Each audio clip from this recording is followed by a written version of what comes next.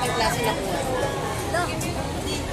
In the end, man destroyed the heaven that was called earth.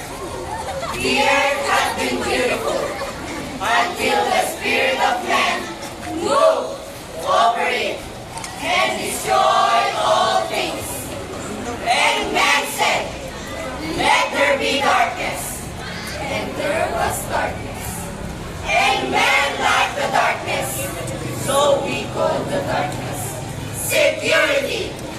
And he divided himself into races and religions and classes of society.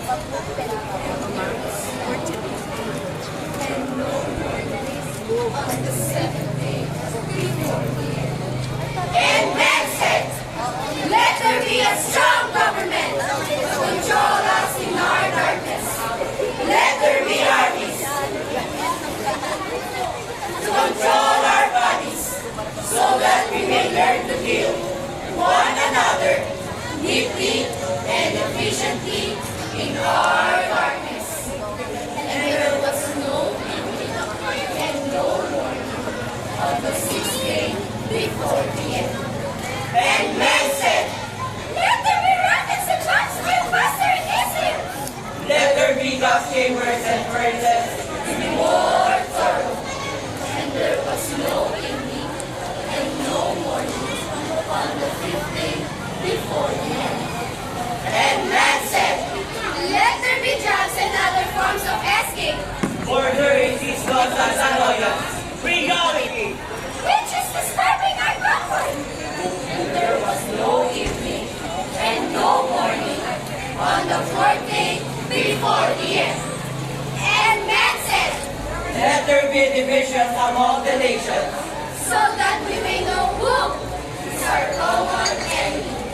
And there was no evening and no morning on the third day before the end. And finally, man said, Let us say that God thinks as we think. "Hey!" And peace. And there was no evening and no morning on the second day before the end. The last day. There was a great noise on the face of the earth. Fire consumed the beautiful globe, and there was silence. The earth now rested. Ito na po, ma'am. Akalin. And was so Basahin mo yun. all that man had done. Sige. And in the Kailangan silence magbigay ng prize. over the smoldering ruins, Ano ba? First, second, third? Oo. Una, ma'am, he third. wept. Lima ang binigyan mo, ikaw mo na dalawa. Oo, na dalawa. Correct. Ay, lima. Gusto naman sa nanay. Pwede, pa-lunch natin. Thank you.